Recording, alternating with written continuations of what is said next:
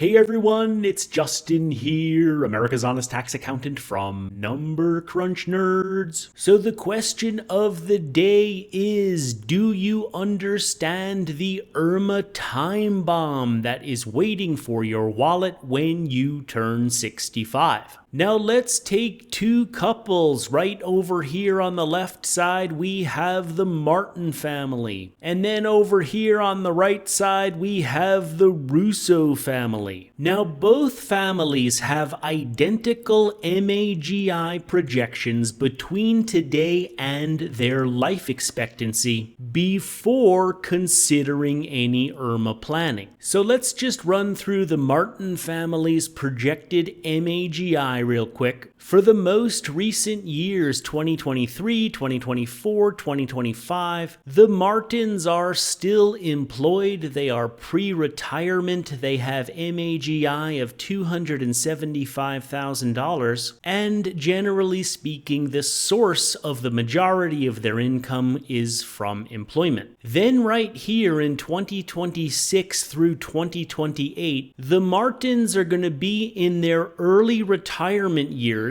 They're going to push out the start of Social Security until the age of 70. And so their income, or their MAGI, is going to experience that early retirement drop that we have spoken about so many times on the channel. Then starting in 2029 through 2031, they're going to start Social Security. Income, or MAGI, is going to start to ramp up a little bit. And then eventually in 2032 and forward, the Martin family is going to be back to a higher level of income once their RMDs start to kick in. For purposes of this example, we are going to look at a 20-year time period right here between the age of 73 when RMDs start, and we will assume for this example that their life expectancy runs through the age of 93. Now over here with the Russo family, we don't have to walk through this chart again in detail because it is exactly the same as what we went through over here with the Martin family. Both the Martins and the Russos are going to be in exactly the same position before we consider any IRMAA planning. By the way, what do these two MAGI projection charts up here look like? Well, I alluded to it before, but they look like our general income expectations when transitioning from the employment years to the early retirement years, and then finally into the RMD years. Right here, income starts higher in the employment years, then it drops off in early retirement, then it starts to ramp up with Social Security and pensions if applicable, and then it tends to increase again once folks reach the RMD years. We've seen this pattern repeatedly in our Roth IRA conversion strategy sessions. Right here, income is ramping up during the employment years, then it drops off in the early retirement years, pre-Social Security, pre-pension, pre-RMD, then it starts to ramp up as Social Security kicks in, and then it reaches a higher point during the RMD years. We have studied this chart extensively on the channel. By the way, before continuing, let's remind ourselves, what is MAGI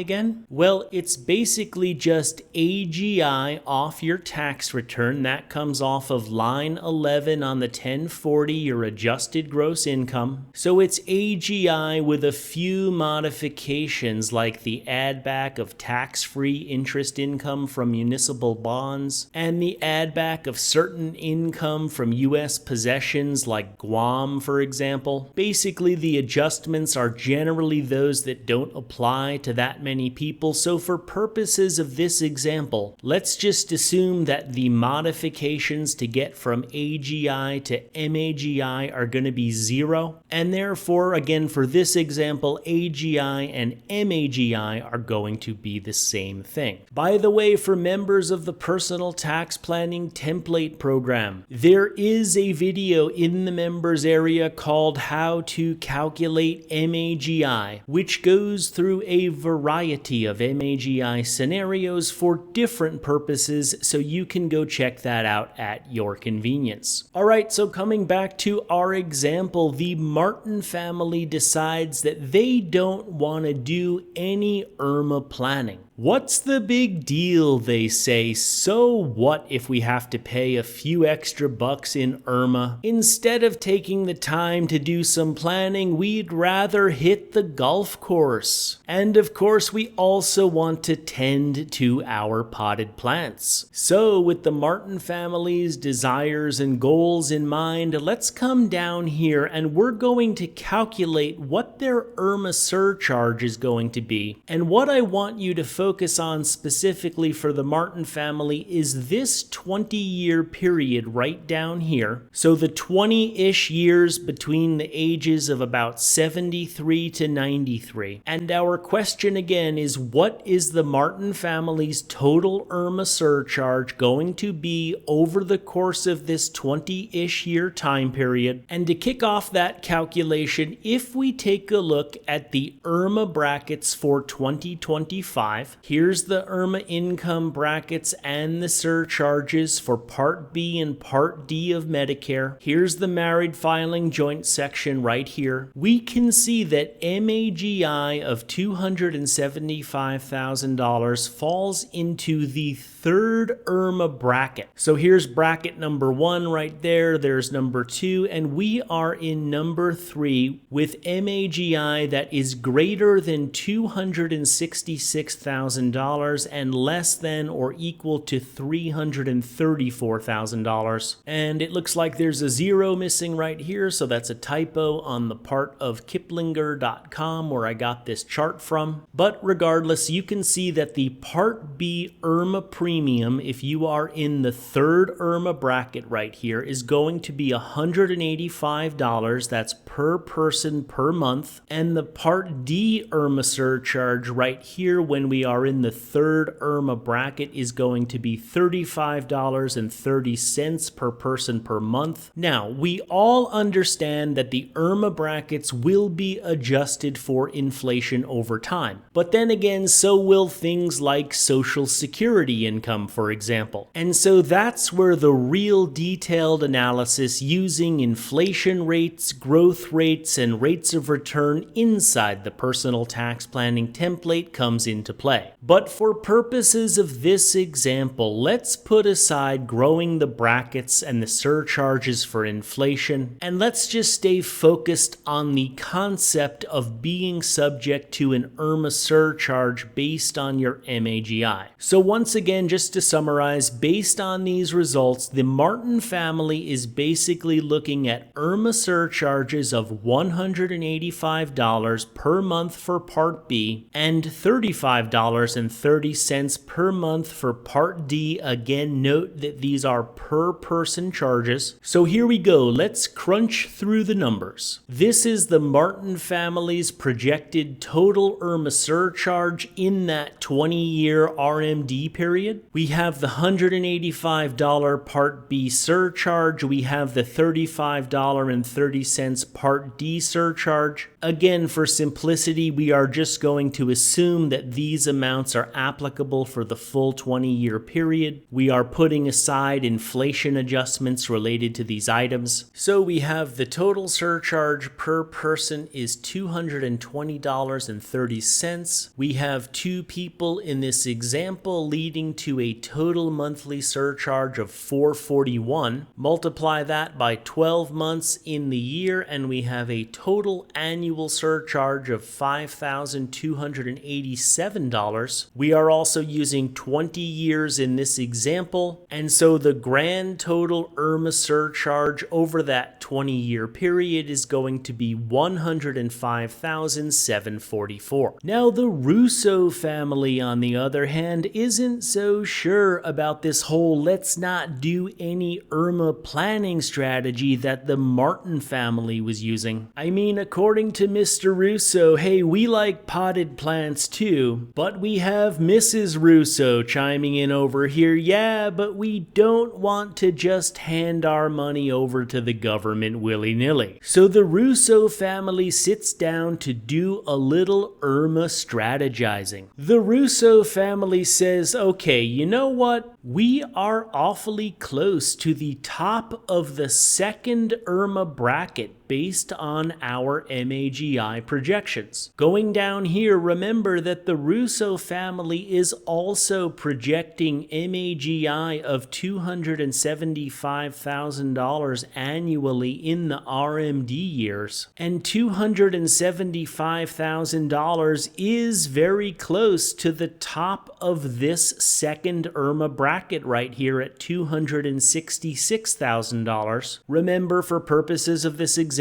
we're just going to assume that these are the brackets that apply for the entire 20-year period. We're putting aside the effects of inflation right now. And so the Russos are saying, you know, if we could just get some of that RMD income reduced, not even that much really, we could potentially drop from the third IRMAA bracket into the second IRMAA bracket for all of those years in this 20-year RMD period that we're looking at. Let's just make sure that everybody is following. Right now, we are looking at $275,000 of MAGI for the Russos in this 20-year period. We are assuming that the IRMAA brackets for 2025 apply to the entire example, and so that actually puts the Russos into the third IRMAA bracket here between 266 and 344. That is the same bracket that we saw that the Martin family was in. But the Russos are saying if we could just figure out how to drop that 275 down a little bit. In other words, if we could safely get below this 266 right here, we could end up in the second IRMAA bracket subject to these Part B and Part D surcharges over here instead of these amounts up here in the third bracket that the Martin family was subject to. So the Russo family starts their analysis by estimating the amount by which they would need to reduce their MAGI annually during the RMD years so that they could get themselves, as we just said, out of the third IRMAA bracket and into the second IRMAA bracket. So here's kind of our first pass at the Russo family's projected total Roth conversion that they might need to reduce their MAGI in those future years. They have $275,000 of projected annual MAGI before any of this IRMAA planning. Their desired annual MAGI for the RMD years, let's just say that's about $260,000 on this first pass. Going back up here, $260,000 of MAGI would put them down here in the second IRMAA bracket. They don't have much cushion. They're talking about $260,000 versus $266, so that's only about $6,000 of cushion. It would be nice if they could get a little bit lower and get closer to this $212, giving them more safety so that they are actually in this bracket for sure and don't mistakenly get bumped up into the third bracket. But for now, let's just assume they want to get to about $260,000 of MAGI instead of $275.